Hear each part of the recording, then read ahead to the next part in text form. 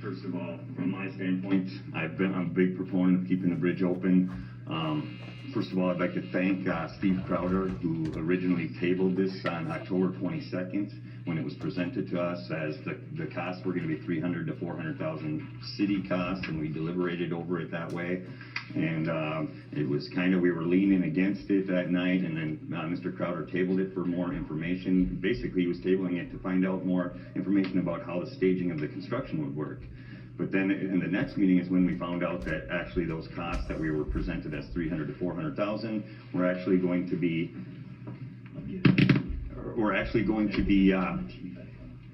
between $75,000 and $100,000, and that's to keep the bridge open, $75,000 to $100,000. Well, if we close it, we're also looking at $25,000 to close it. So if you can kind of look up here, what I've done is I've just, again, I'm not by any means my computer skills and stuff, but I just wanted to, because there's trying to put some toothpaste back into the tube here. I know there's been a lot of misinformation that was put out there. So I just want to go over this again. The cost, $300,000 to $400,000 additional to keep the bridge open. The city share would be $75,000 to $100,000. The city would pay $25,000 if we close it. So the actual difference is only $50,000 to $75,000. So, and again, as Mr. Rob Gent explained, the county share comes mostly, I thought, mostly from fuel taxes. I do know that, again, it's not money we're going to be able to save. It comes from fuel taxes, registration fees. You know, we pay that every time we fill up. So again, you're paying that tax whether we use it here or not. The county share, you know, it'll go to a traffic project in a different community if it's not used here. It's not money we can spend here for capital expenditures. I know what was mentioned even by one of the only, actually, I heard concern I heard mentioned last night at the school board, which I attended for their meeting. One of the members asked that, you know, the $400,000 being a lot of money, and that, you know, we're still Carver County residents and we're going to all have to pay for it. Again, this is kind of more on the line of the truth. If you can flip to the next one, please, for me. The actual, just go down a little bit, down. Oh, I mean up. Sorry. So you're catching me on the next slide, actually. No, down. There. Right there. Basically, here's what we got. I just wanted to break that down so everyone is totally clear, and this is what I was alluding to when talking to Mr. Dusky. The tax breakdown for a home valued at $150,000, the total you're going to pay is less than $40. You spread that now over 20 years, and you're paying $2.63 a year for 20 years.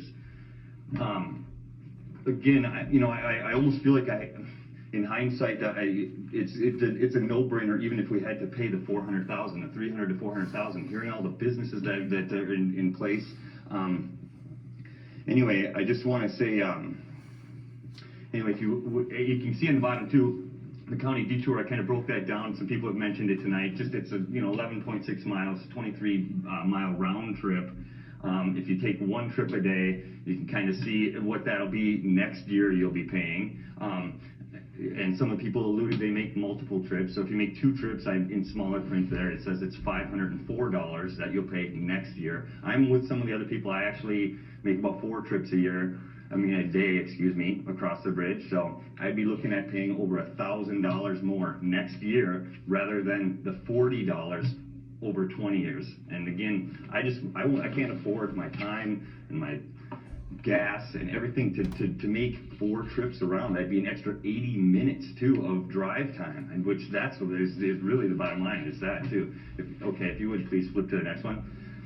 The 30th Street detour, a lot of people say they're going to use that. I mean, I'll tell you, when this first came up, it was mentioned that we can maybe use that, and I know the county said that, there would have to be upgrades made there, for that to handle 10,000 cars a day. And you can kind of see what I have there, and it's a little small, but it's not designed for excessive traffic. It's a gravel road. It's obviously, there's dust, rocks, huge ruts with or without rain. When you talk about 10,000 cars a day, there's a super dangerous grade that's right at the intersection there, and you try to get 10,000 cars going through that intersection at 25 and 30 seconds, it would be ridiculous. It goes straight up a hill and disappears behind in the woods. Again, it's not designed for that. It's a very high potential for accidents. 1 or 2 accidents would, you start killing people, and what is that worth compared to $50,000 or $2? I don't know. Again, to me, it starts to become blatantly obvious. But again, anyway, they're probably going to close that. I know I've heard from some of the township people. At least I've heard through the vine that they haven't planned for that. They said they would need 2 years and $80,000 in upgrades to handle that kind of. Also, they mentioned huge daily costs of maintenance, which, again, I don't know who's paying for that. We didn't put it in our budget. So anyway, if you would please, those are some of the reasons. Again, and as was mentioned by one of the business owners, we've asked the county directly if can they keep that open. It's under the road's under the authority of the township, and the county's not going to guarantee that that's open, because as soon as people start dying, then they're liable too for recommending that. Okay, emergency services, and we've heard from some of these people tonight, so it's going to be a repeat. Again, the request from the fire chief to keep the bridge open. I received an email on behalf of them all. One valid point that was in the email they said they believe that the county is actually offering the $75,000 to keep the bridge open for the residents and for the emergency services, which I agree. Again, you talk about. These are some of the things that were in the email: delayed response times, members living on both sides, staging equipment, splitting up the fleet of the trucks.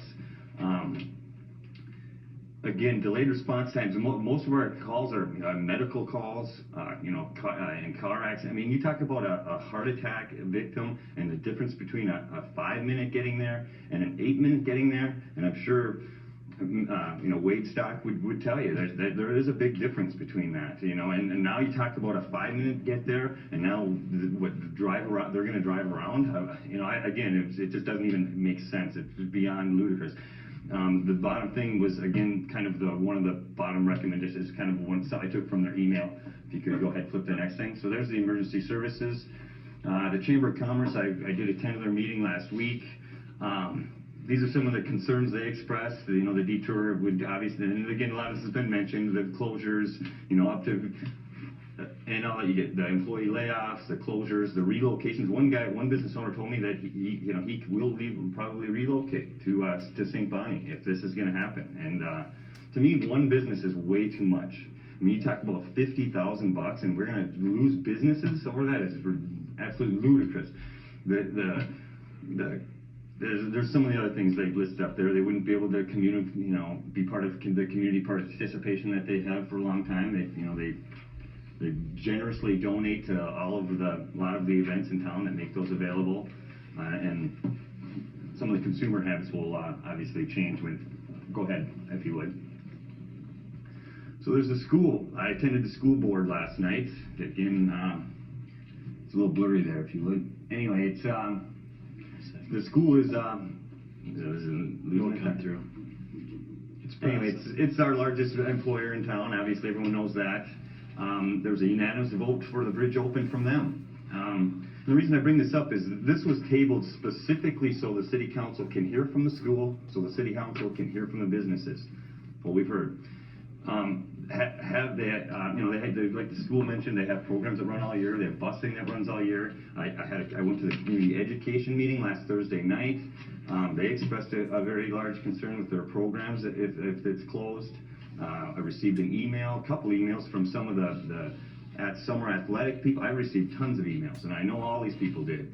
But they mentioned 400 boys and girls in baseball, and they have games, 4 or 5 games every night, and you get people coming in from other communities,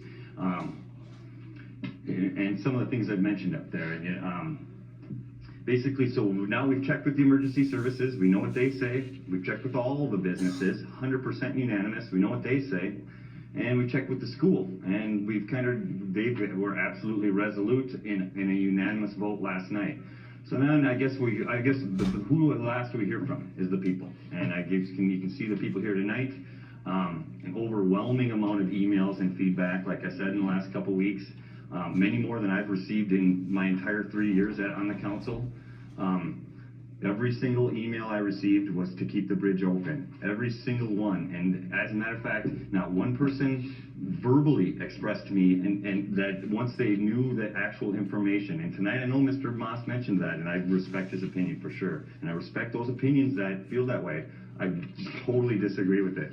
And I just want to say that everyone knew I was a proponent to keep the bridge open. So if you were out there and you wanted to keep it closed, I would think you would have contacted me and said, hey, you know, this is my position on this. No one contacted me, not one person. A couple of misconceptions that were brought up. This is something that's not a part of that, but a couple of misconceptions that were brought up is that during construction there'd be a one-lane traffic or construction flaggers. That's actually not true. We've heard from the county they would keep it flowing both ways the entire time. Actually, once the project enters phase 3, actually the roundabout's open and there's not even a stop sign there. So when you talk about what kind of construction traffic we're going to have, well, for phase 1 and phase 2 you'll still have a stop sign just like we have now, but for phase 3 you'll have an open roundabout. So it seems to me that an open roundabout would alleviate a lot of any construction concerns that you would have at that point. Anyway, go ahead on the next one. I just wanted to bring up, because I know it was mentioned, I know one of the council members that was... Anyway, one of the council members, you can raise it up a little bit. One of the council members said at October 22nd, I can't support keeping the bridge open for $400,000 when we could have built the second bridge for $800,000. And that was his primary reason given. I just wanted to show it. There it is off to the side. Actually, the Southern Beltway, as it was as it was studied and presented, Concept A, which was kind of the county's proposed area, and it kind of evolved down to Concept M, and you can kind of see that the total on that was $14.2 million. It was a two-phase project. Even if you wanted to quote, and of that, city share was $4.4 million. Even if you wanted to quote just phase 1, which again, remember, the county wanted their whole reason they wanted to do it is they wanted an east-west connector. They weren't interested in trying to just build us a second bridge so we'll have a nice time next summer. There's a bigger plan there. It's a two-phase project. You can see even just phase 1 of that project, the city share, or it was over $7 million, and the city share was almost $2 million. So there's, again, as a council member, I don't have the short-sightedness or the luxury to be short-sightedness to just mention phase 1 of a two-phase project. I have to look at the whole thing and the impact and what that's going to do as when it's finished.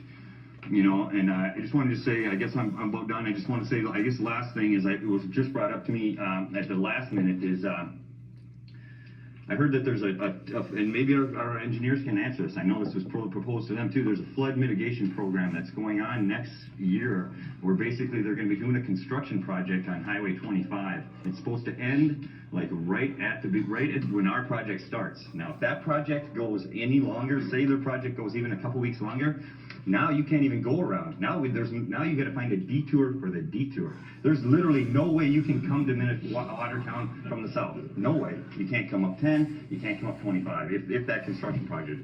I did make a few phone calls to one of the guys that's the MnDOT guy that's out of Brainerd area, and left him a message, and I told him it's very important that he get back to me today. I did not hear back to him. I just wanted, that's another consideration and that could come into play. So now instead of your 22-mile round trip, who knows? You might have a 30. You just forget it. You know what I mean? You're not going there. Anyway, I just wanted to say, I represent. Those people that have voiced their opinions so loud, and there's absolutely no way that I would ever consider voting for the bridge close.